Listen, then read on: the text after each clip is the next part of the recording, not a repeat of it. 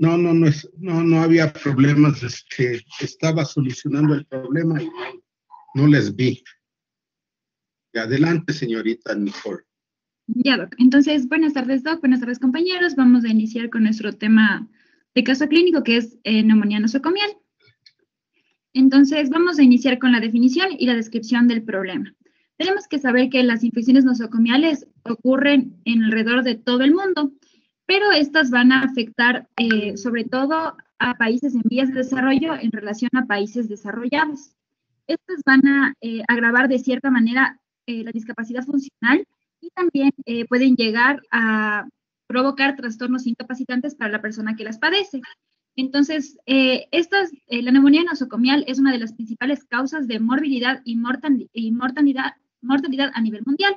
Y también algo importante que hay que tomar en cuenta es que los costos económicos para el tratamiento de esta enfermedad son enormes y se van a asociar sobre todo con un uso mayor de antibióticos. Y como sabemos, hay una problemática mundial que es la resistencia a los antibióticos que se está generando por el uso indiscriminado de los antibióticos. Entonces, por eso nosotros necesitamos dar un tratamiento que sea efectivo, que sea óptimo y que sea adecuado. Entonces, en el CIE-10 no hay un código exacto que nos ayude a describir la neumonía nosocomial como tal. Sin embargo, el que más se parece o se asemeja es el código que ven aquí, que es el J189, y es la neumonía o microorganismo no específica, porque como neumonía nosocomial no hay. Entonces, la definición que nos da el DEX para esta patología es una infección del pulmón que está acompañada de una inflamación que se adquiere mediante una interacción dentro de un establecimiento de salud, frecuentemente a través de una experiencia terapéutica. Por ejemplo, puede ser el uso de catéteres o ventiladores o también de la intubación endotraqueal. Entonces, la clasificación, sobre todo la neumonía, es de dos maneras. En la neumonía en la comunidad y en neumonía intrahospitalaria. A su vez, la intrahospitalaria se divide en neumonía asociada a la ventilación y también neumonía asociada al cuidado de la salud. Al cuidado de la salud nos referimos, por ejemplo, en centros geriátricos o también en centros de diálisis. Ahora vamos a hablar de la etiología. Existen patógenos intrahospitalarios que son más comunes y más agresivos. Tenemos, como sabemos, se dividen en bacterias gram positivas y gram negativas. Los que podemos destacar en las bacterias gram positivas son el Staphylococcus aureus, que es resistente a la metilcilina, y los enterococos. Y en las bacterias gram negativas, la Pseudomonas aeruginosa, la Klebsiella pneumoniae y el Acinetobacter. Ahora, en nuestro país, esta es una tablita para que ustedes sepan que el microorganismo más común de neumonía nosocomial es la Klebsiella pneumoniae, el Staphylococcus y la Pseudomonas aeruginosa. Ahora vamos a hablar de la fisiopatología. Tenemos que recordar nosotros el sistema respiratorio. Tenemos las vías nasales que están compuestas por las vibrisas, bueno, luego está la faringe, la epiglotis, la laringe, la tráquea, que se divide en el árbol bronquial, en los bronquiolos, y sobre todo en la unidad, la que nos vamos a concentrar es en la unidad respiratoria, que es el alveolo. Tenemos que, antes de hablar de la fisiopatología, recordar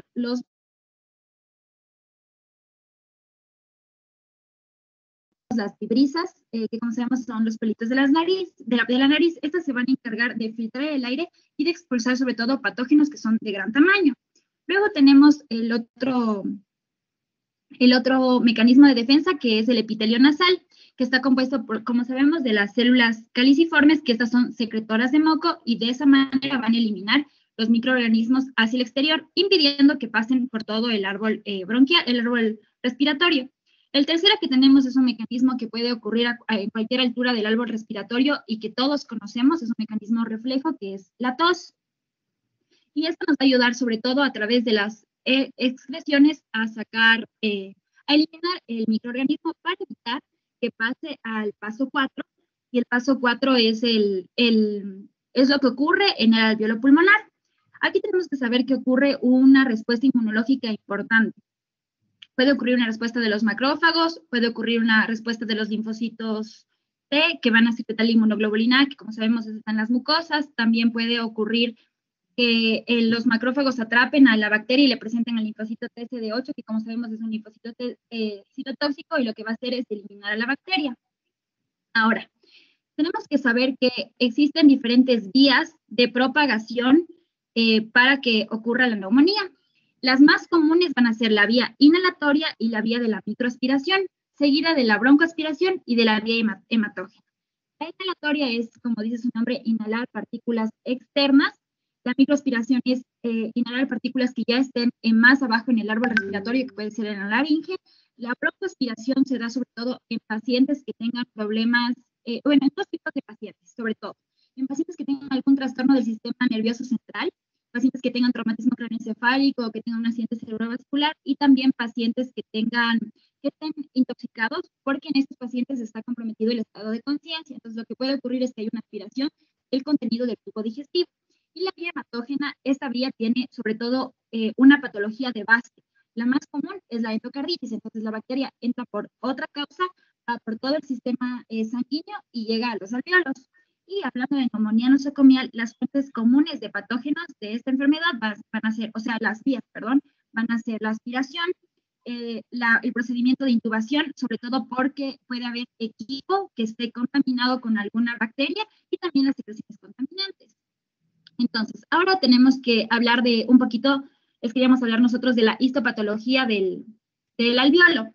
Como les dije, o sea, ocurre un proceso de la respuesta inmune, sobre todo a este nivel, pero hay cuatro procesos. El primero va a ser la parte de congestión o edema, el segundo va a ser de la hepatización roja, el tercero de la hepatización gris, y el último la fase de resolución.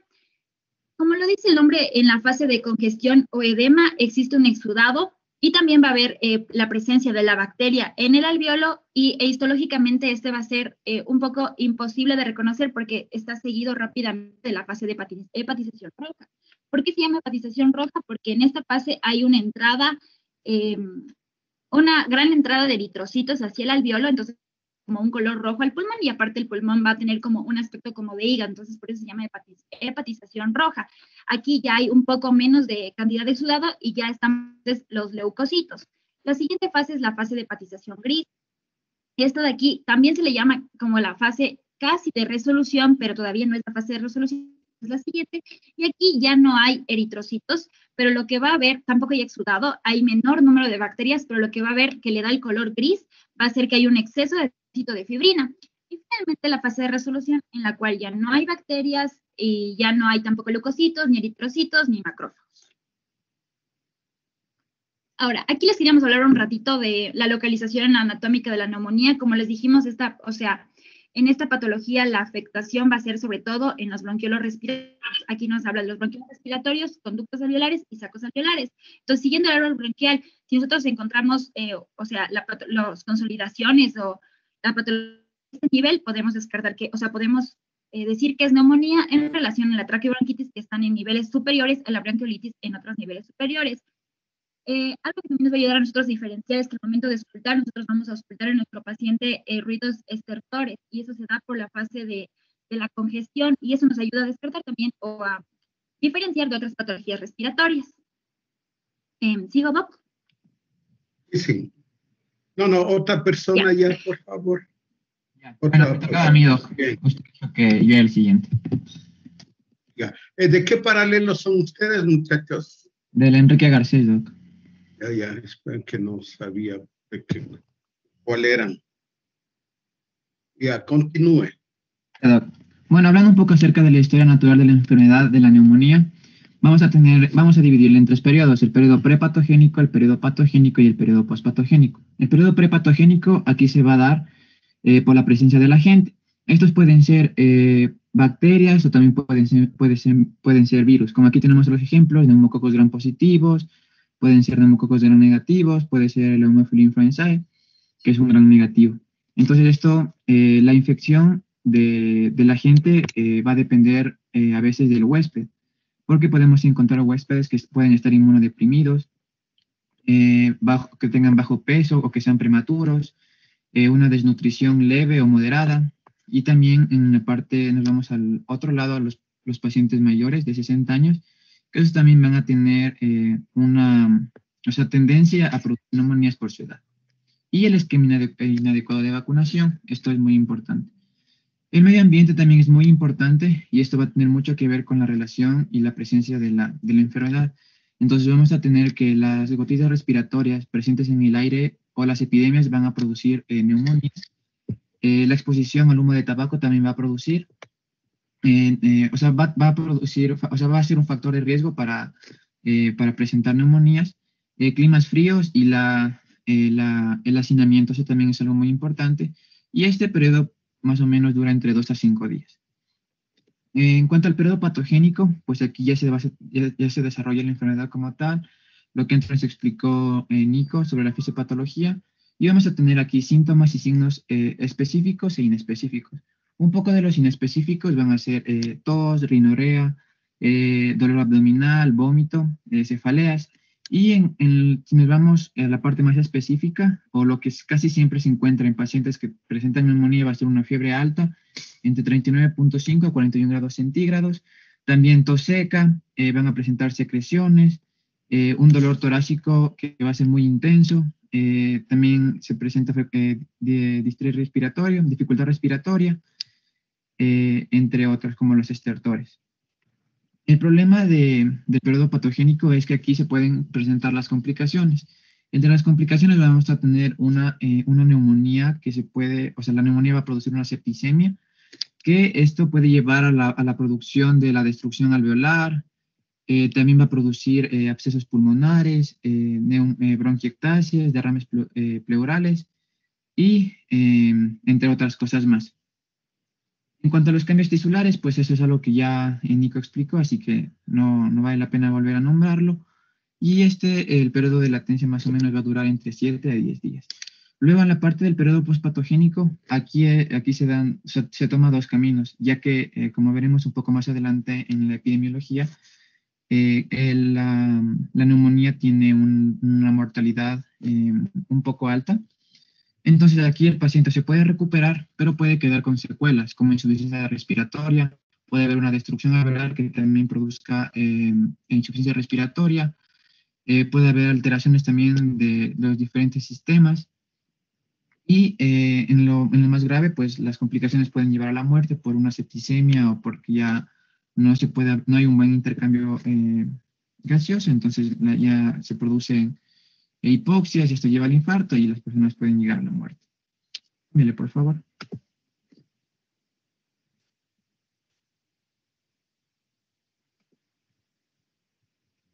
Ya, bueno, en cuanto a las medidas de prevención para la neumonía, vamos a tener de tres tipos: la prevención primaria, la secundaria y la prevención terciaria. En la prevención primaria, aquí va a intervenir mucho lo que es el Ministerio de Salud, ya que lo ideal sería que se produzca que se fomente un lavado de manos adecuadamente, que se haya acerca también de esta información y evitar el hacinamiento. Es en cuanto a la promoción. Ya una protección específica, pues es la vacunación, que hasta antes de la pandemia sí se realizaba, pero pues ahora ya no mucho, así que podría ser que esto nos lleve a que se produzcan otra vez, no otra vez, sino que haya procesos de neumonía.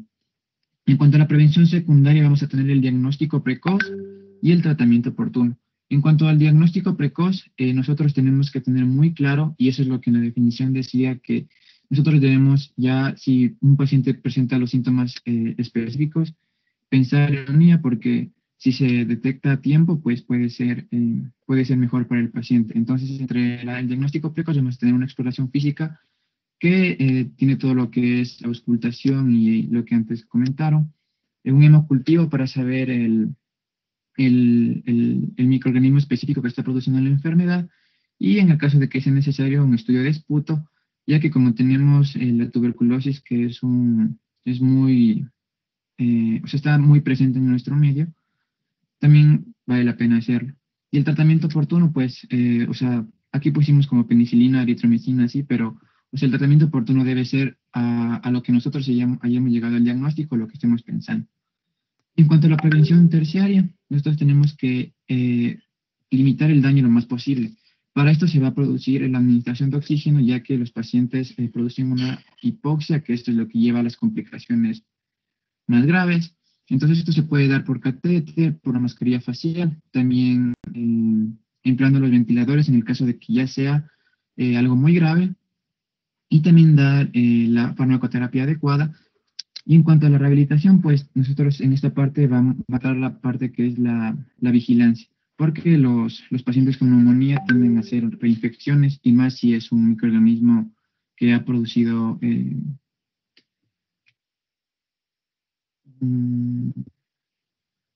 o sea, que es resistente a los antibióticos. Cámbiale, por favor.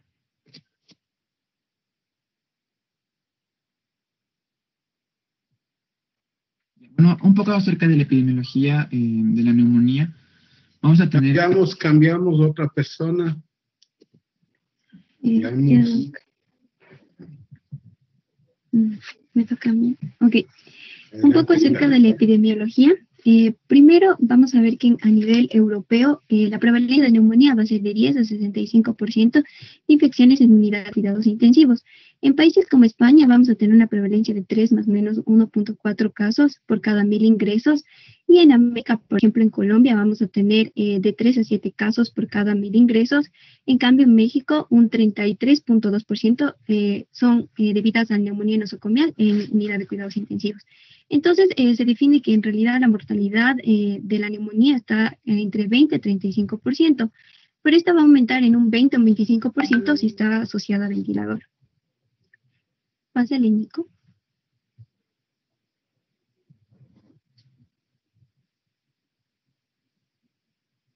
Ok.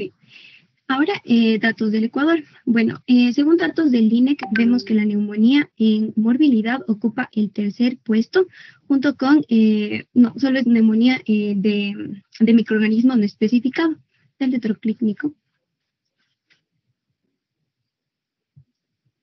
En relación a la mortalidad, en cambio, ocupa el cuarto lugar con 5.6% de muertes en el año 2018. Otra vez.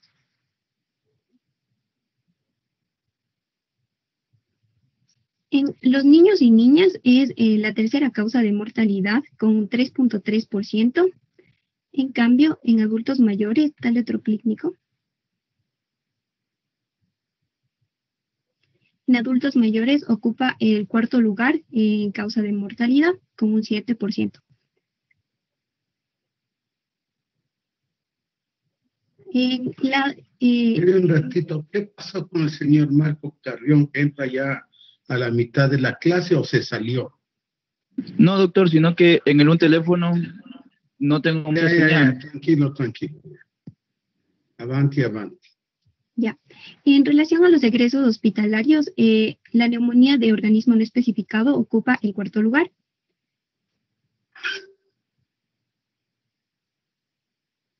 En los casos de neumonía por provincia de este año, del año anterior, el 2020, vemos que la provincia con una mayor tasa es Napo, seguida de Morona, Santiago y de Loja, con una tasa de 5. En relación a los grupos de riesgo, es decir, relacionado a la edad, dale un clic, va a ser más prevalente en niños menores de 4 años, otro clic, y adultos mayores de 65 años, y también va a ser más prevalente en hombres que en mujeres. Otra vez. Ya, el comportamiento en relación al tiempo. Aquí vemos, vamos a tener desde el año 2017, y vemos que en todos los años hemos tenido un pico desde la semana 1 a la semana 9 epidemiológica. Esto quiere decir que la neumonía está relacionada con las estaciones, y tenemos un mayor brote en el invierno que en el verano.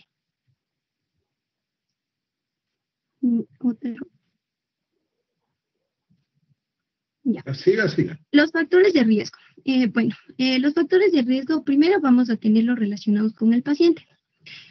Dale otro clic, Nico. Primero van a ser los adultos mayores de 65 años y también las personas que tienen enfermedades o alteraciones en el sistema inmunitario, como el síndrome inmunoadquirido y también alteraciones en la inmunidad relacionadas con neoplasias. También vamos a tener pacientes que tengan enfermedades crónicas relacionadas como fibrosis quística, alteraciones cardíacas, insuficiencia hepática y renal. Otro clic. Entre otros factores de riesgo, también vamos a encontrar que puede estar relacionado a traumatismos craneoencefálicos o traumatismos con pérdida de la conciencia. Y otro clic. Y también puede estar relacionado a pacientes que tengan obesidad, que fumen o que hayan estado hospitalizados por más de 7 días. Pásale.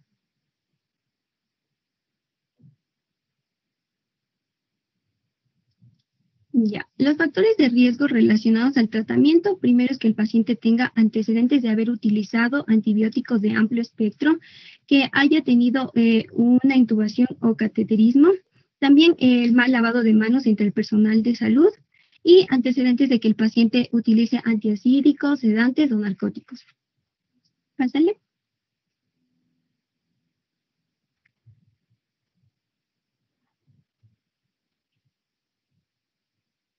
Ya, este es un cuadro que resume todo lo anteriormente dicho, los factores de riesgo relacionados al paciente, con comorbilidades, con factores organizativos como la mala higiene y los factores iatrogénicos, que es la falta de capacitación del personal de salud para el manejo de la neumonía nosocomial.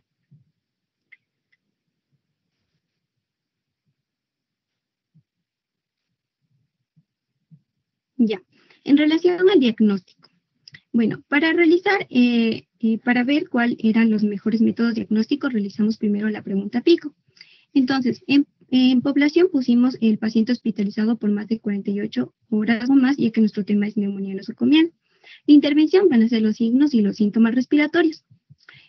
La comparación fue con el gold estándar de diagnóstico, que es la tomografía axial computarizada, y los outcomes van a ser tanto el diagnóstico de neumonía intrahospitalaria. Pásale.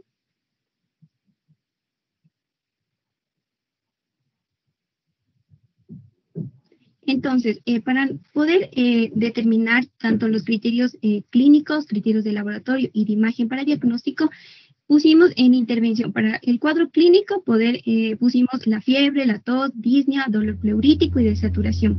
Para obtener criterios de laboratorio, pusimos como intervención marcadores biológicos y de inflamación, como la leucocitosis, la procalcitonina elevada, el aumento de la velocidad de sedimentación.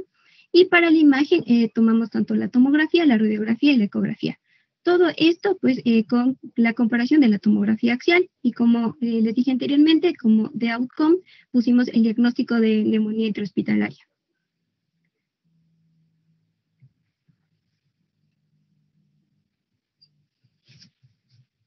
Ya. Para las palabras indexas, buscamos en el DEX los sinónimos y bueno, tenemos en términos... Palabras indexadas. Palabras indexadas. O descriptores. Ya, o descriptores. No indexas. Ya, utilizamos como término primero la neumonía, el descriptor, pneumonía, y los sinónimos en español que encontramos fue inflamación experimental del pulmón, neumopatía infecciosa, inflamación pulmonar, neumonitis y pulmonía. En el término neumonía asociada a la atención médica, como descriptor tenemos Healthcare Associated of Pneumonia, y en los sinónimos en español tenemos neumonía nosocomial y la neumonía adquirida del hospital. Y también utilizamos términos como el diagnóstico, que como descriptor tenemos diagnosis con su sinónimo diagnosis, y también el término adulto con su descriptor adult y pues su sinónimo en español adults. Pásale.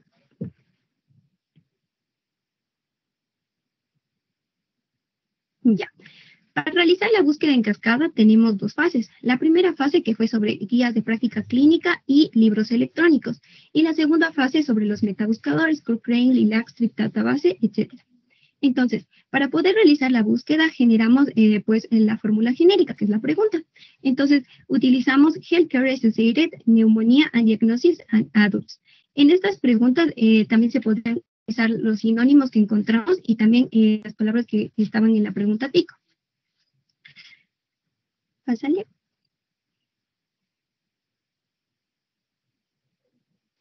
Aquí tenemos un resumen de la búsqueda. En los recursos vemos los metabuscadores y aquí tenemos el número de guías de práctica clínica, las revisiones sistémicas y los metaanálisis, los ensayos clínicos aleatorizados y aquí vemos el total. Puedes cambiarle. En total, nosotros pudimos recoger 9 artículos.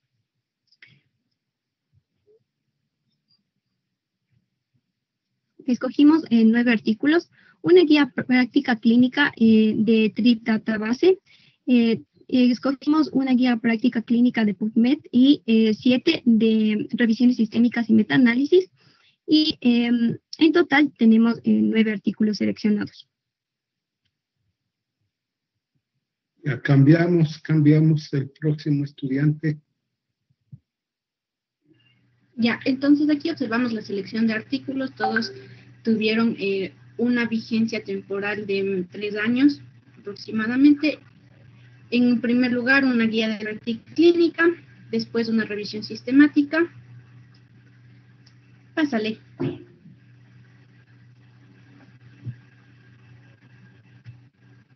Ya. Y en esta parte también tenemos igual una revisión sistemática, 3 revisiones sistemáticas y una guía de práctica clínica. Ya.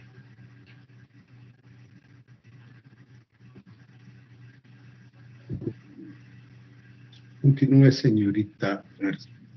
Ya. Entonces, para la recomendación del diagnóstico en el criterio clínico vamos a tener principalmente 3. En la primera se dice que los pacientes serán diagnosticados o de sospecha diagnóstica aquellos en los que dentro de las 48 horas de hospitalización presenten disnea, taquipnea o aumento de la secreción respiratoria. Entonces, con unas obtenidas de 2 bibliografías. A continuación podemos tomar en cuenta otros criterios de inclusión o de exclusión, como la fiebre, la aparición de fiebre, tos, crepitantes o matidez a percusión y tiraje costal. Igual con dos bibliografías que recomiendan esto.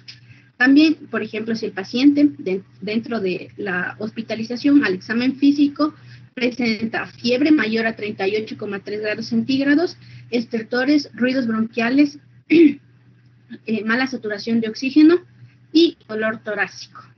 Igual con 2 recomendaciones. Diga, sigue. Ya. También tenemos, dentro de los síntomas que se refieren con mayor frecuencia, tenemos un incremento inusual de la frecuencia de la tos y si es que acompañada a esta tos presenta esputo purulento. En los pacientes hospitalizados, esto era en una guía de práctica clínica de la Sociedad Europea, con 2 recomendaciones. También, si es que el paciente presenta hipertensión pulmonar y que presenta disnea de pequeños esfuerzos, tenemos igual en una población europea con antecedentes de problemas respiratorios que han sido hospitalizados, con 2 recomendaciones. Y en pacientes mayores de 70 años, en los que se presenta confusión, pero que no existe otra causa aparente que explique dicho síntoma. Ya, pásale, por favor. Ya, dentro de los criterios de laboratorio vamos a tener si es que el paciente presenta una leucocitosis, una hiperleucocitosis definida como más de 105.000 leucocitos por milímetro o leucopenia, que menos de 4.000 células blancas en la sangre. También si es que existe predominio de bacilos gram negativos en exámenes microscópicos obtenidos de esputo o de lavado broncoalveolar, que confirma la etiología de la neumonía nosocomial. Finalmente, si es que el recuento de glóbulos sanguíneos es blanco, de glóbulos blancos es mayor a 10.000, o sea, dentro del diagnóstico del paciente no se recomienda medir diariamente o de rutina los niveles séricos de procalcitonina o de leucocitosis o de cualquier otro marcador biológico.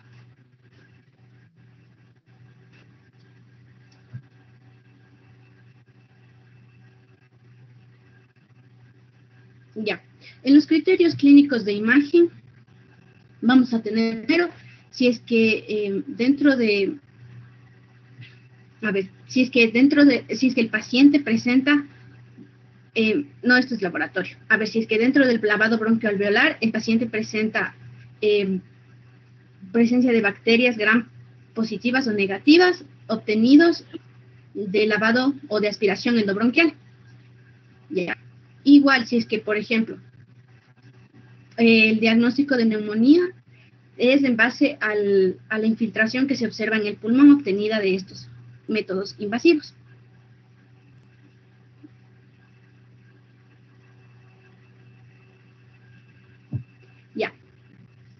Entonces, los criterios de diagnóstico, finalmente, por sí solo la clínica puede ser diagnóstico de neumonía nosocomial.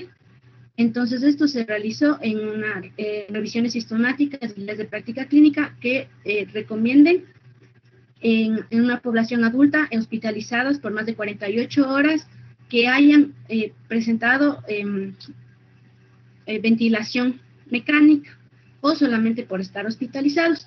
No se recomienda medir la procalcitonina o cualquier otro marcador biológico para confirmar el diagnóstico. Sin embargo, sí se requiere del diagnóstico del gold estándar, que en este caso es la tomografía.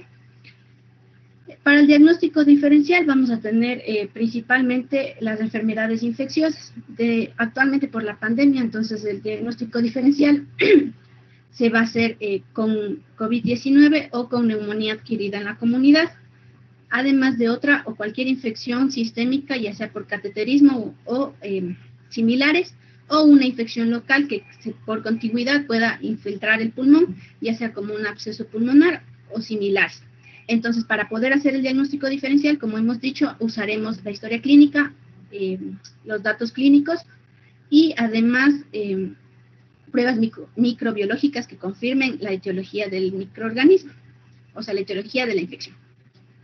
A continuación, luego se harán con enfermedades no infecciosas como tromboembolia, síndrome de estrés respiratorio o edema. Y las enfermedades más raras para el diagnóstico diferencial serán tumores, bronquiectasias o enfermedad pulmonar por fármacos. Todo esto en pacientes adultos hospitalizados con ventilación mecánica o que tengan asociados a cuidados de la salud.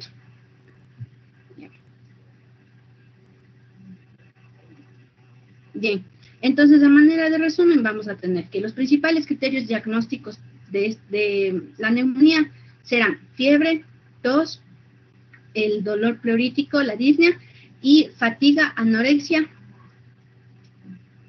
como síntomas.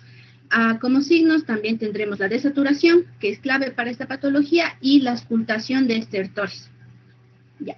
Dentro de los criterios de laboratorio vamos a tener si es que el paciente presenta hiperleucocitosis con más de 105.000 células por milímetro cúbico, una proteína C reactiva elevada, más de 100 miligramos por litro, y la velocidad de 16 aumentada a más de 16 en los varones y a mayor o igual a 21 en mujeres.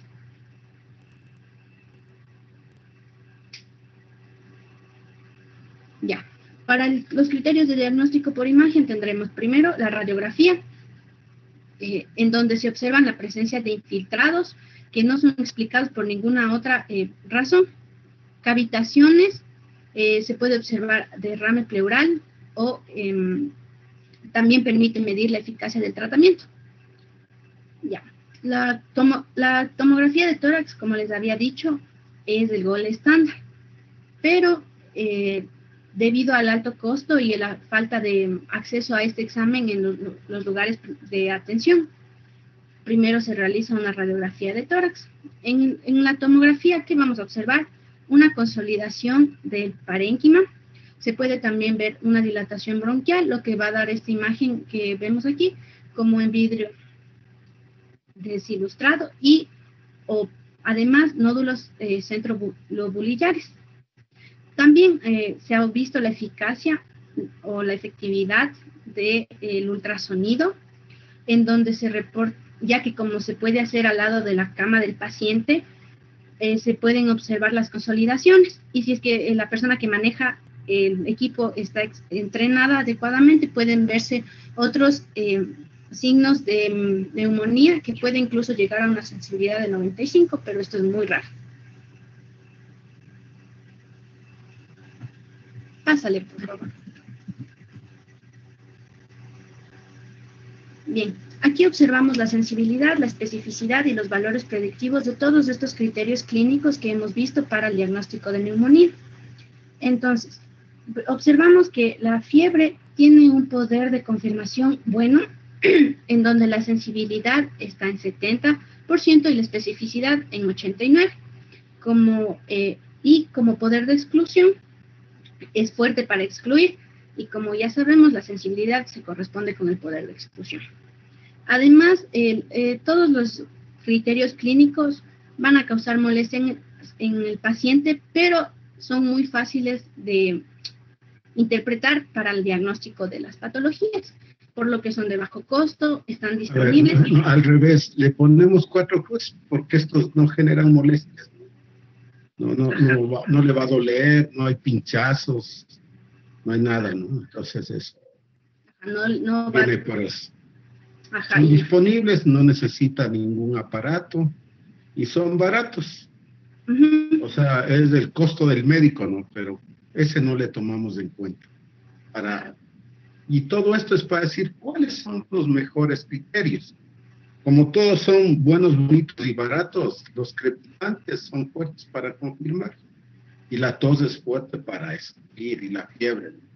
Ya eso es clarito, se ve ahí cómo funciona el diagnóstico. Adelante, señorita Gaby.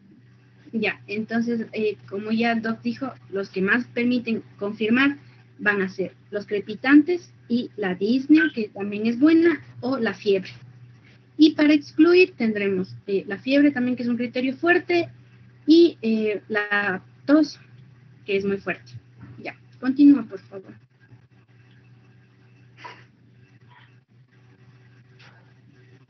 Listo, entonces dentro del laboratorio, igual, estos sí generan molestias porque requieren de pinchazos para el paciente y demás. Y, por ejemplo, aunque están disponibles, puede haber lugares o ocasiones en las que no se pueda acceder a estos.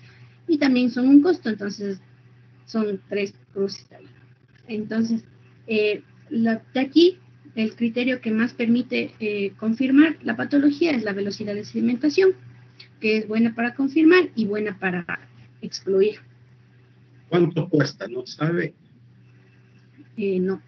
¿Cuál? Pero, ya bueno, y los Pero criterios, no es 4 cruces. Si los sí, otros son son 3. 4 cruces de estas, póngale en 3. Ajá. No son gratuitos en otras palabras. Y Sí. cuestan, hay que pagar, aunque sea el mismo hospital, cuesta. Uh-huh. Los más caros es la tomografía, y me interesa mucho la ecografía. Casi es similar a la radiografía, pero no da molestias. La disponibilidad no es tan baja, ¿no? Casi igual a la radiografía. El problema es que no se está usando para diagnósticos de neumonías. No se está usando, pero sí son muy disponibles. En los centros de salud hay, pero los médicos generales deberían saber usar muy bien esto. Ya voy a organizar un curso de ecosonografía para médicos generales, porque ahora hay unos ecógrafos que cuestan $1,200 portátiles. Es como tener un fonendoscopio, claro, bastante más caro, ¿no? Pero es una herramienta diagnóstica muy, muy útil. Entonces, sí, y es más barata que la radiografía. Y tiene un poder de confirmación mejor que la radiografía. Hay que aprender, la técnica no es igual, porque lo que se mira ahí es cómo entra y sale el oxígeno, y ahí van apareciendo los lugares donde no está entrando oxígeno, ¿no? Pues eso nada más, pero está bien, bien, buen trabajo, adelante. Solo esto corrijan, ¿no? Que sí es más disponible, casi igual que la radiografía. Ajá. El problema es que todavía los médicos no saben usar. Entonces ese es el problema, y los radiólogos no quieren soltar porque es ganancias. Y es una inversión tan pequeña que no tiene sentido. En Cuba, en toda unidad de salud de primer nivel de atención tiene ecografía, en todo lado. Y ahora con todos los avances de la nano, de todo lo que es lo nanochips y todo lo demás, esto se ha vuelto muy bien. Adelante, continúe, tratemos de terminar este capítulo. Adelante. Ya. Ok, bien. Continuamos. Ya. En cuanto al panorama diagnóstico, como hemos dicho, el principal diagnóstico diferencial actualmente debe hacerse con COVID-19 y con neumonía adquirida en la comunidad, además de síndrome de estrés respiratorio del adulto. Otras patologías que también se incluyen en el segundo ámbito de diagnóstico diferencial, vamos a tener bronquitis, EPOC, tuberculosis, laringitis, y finalmente las más raras son las neoplasias o atelectasias y embolia pulmonar. Ya, entonces aquí vemos el diagnóstico diferencial con las principales patologías que hemos dicho. Primero, la neumonía nosocomial, la neumonía adquirida en la comunidad, COVID-19, síndrome del estrés respiratorio y tuberculosis por la alta prevalencia en nuestro país. Entonces, entre la neumonía nosocomial y la neumonía adquirida en la comunidad, o bueno, el principal criterio entre diagnóstico diferencial con todas esas patologías será la hospitalización reciente en las últimas 48 horas. Además de que esta patología es de evolución aguda, entonces también permite orientar el diagnóstico. Por otra parte, tenemos también los crepitantes unilaterales que permiten diferenciar de COVID-19, sobre todo, y también el esputo purulento. También podemos observar condensaciones en la radiografía de tórax, que pues se observan en la mayoría de patologías, así que no sería como que un criterio muy útil para el diagnóstico diferencial. Lo más importante para un es el tiempo. Y con COVID, ¿cuáles? Los test son agudas. Aquí, para diferenciar, sí necesitamos, y eso no está, la prueba COVID. Sí, el examen la PCR o prueba de antígenos o prueba rápida de anticuerpos. Aquí sí, para el diagnóstico diferencial es importante. Más las unas son bacterianas. El COVID suele dar fiebres mucho más altas, no siempre, no en todos los pacientes. La tos del COVID suele ser una tos persistente y la mayoría, 70%, tienen tos seca, ¿sí? No tiene condensaciones mayores el COVID, tiene más bien condensaciones de forma de espejos, como es de vidrio esmerilado. Esas cosas sí hay que poner, ¿no? Rara vez expresión purulenta no tiene, es agudo. Entonces eso sí hay que acordarse porque por largo tiempo, por lo menos un año o dos, vamos a tener al COVID presente en nuestras vidas. Esperamos que para julio ya estemos terminando este proceso. Adelante. Bien, entonces tendremos el flujograma diagnóstico. Bien, como hemos dicho, nuestro paciente se parte de que el paciente está hospitalizado. También dentro de la clasificación se ve que tenemos una neumonía asociada a la ventilación mecánica y otra asociada al cuidado de la salud. Por una parte, si es que el paciente no ha experimentado ventilación mecánica, entonces para cualquiera de los dos vamos a observar los criterios clínicos, sobre todo la fiebre, los crepitantes y el deterioro del intercambio gaseoso que se va a observar como una desaturación. También sirve para este fin el esputo purulento y la fiebre más los escalofríos. A continuación de que el paciente presenta este cuadro clínico, vamos a tener los marcadores biológicos de inflamación, en donde se observa leucocitosis o leucopenia y una proteína C reactiva elevada. En conjunto se pide, o a continuación, en el primer nivel de atención, una radiografía por la disponibilidad de este, en donde se observa consolidaciones y un nuevo infiltrado persistente que no se explica con ninguna otra causa. En este caso, si es que el paciente no presenta estos signos, entonces deberemos buscar otra patología y se hace un diagnóstico diferencial. Si es que por el contrario, sí presentan los signos radiológicos, vamos a preguntarnos si es que el paciente ha estado intubado, puede o padece alguna condición que lo inmunodeprima, o si es que la evolución de la enfermedad ha empeorado dentro de las 72 horas. Si es que ha sido así, entonces se pide un examen microbiológico como un broncoaspirado, un lavado broncoalveolar o un cepillo protegido que permita confirmar la etiología de esta neumonía. Si es que no, pueden usarse métodos diagnósticos menos invasivos como un cultivo de esputo o un hemocultivo.